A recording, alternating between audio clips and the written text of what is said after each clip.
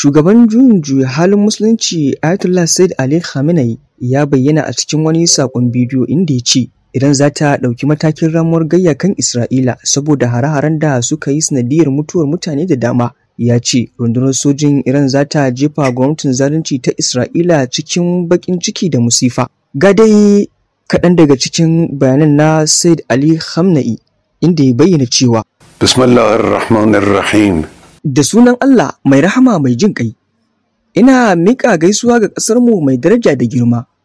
Shahadar jaruman kwamandoji da masana da aka rasa tabbas babban rauni ne ga kowa.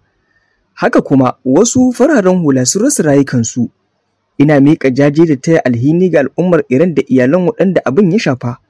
Muna fatan Allah maɗaukaki zai ɗaukaka matsayinsu ya kuma haɗa ruhohinsu tsarkaka da rahamarsa ta musamman. Abin da nake son gaya wa al'ummarmu shine, gwamnatin Sahayoniyawa ta yi kuskure mai girma, kuskure mai tsanani. Sun aikata babban laifi kuma tabbas za su fuskanci sakamakon hakan da izinin Allah. Al'ummar Iran ba za ta manta da jinin shahidanta ba masu daraja. Ba za ta lamunci keta sararin samaniyarta ba. Dakarunmu na soji sun shirya tsab kuma dukkan jagororin ƙasa da kowane ɓangare na jama'a suna bayansu.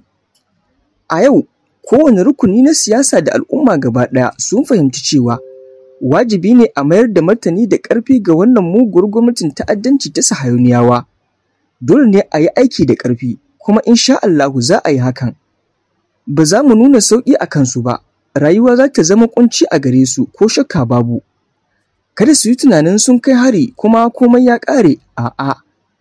Su ne suka fara wannan rikici, su ne suka kunna wutar yaƙi. Ba za mu bar su tsira daga wannan babban laifin da suka aikata ba. Lallai ne dakarun sojin jamhuriyar musulunci za su jefa wannan abokin gaba mai mugunta cikin azaba mai tsanani. Allah shi ne mai goyon bayanmu, mai kuma goyon bayan dakarunmu da jamhuriyar musulunci da izininsa. Al'umma mai daraja ta san da haka, ta kuma kwantar da hankalinta, kuma ta tabbata ba za a yi wata kasala ba wajen ɗaukar mataki. که باید در مقابل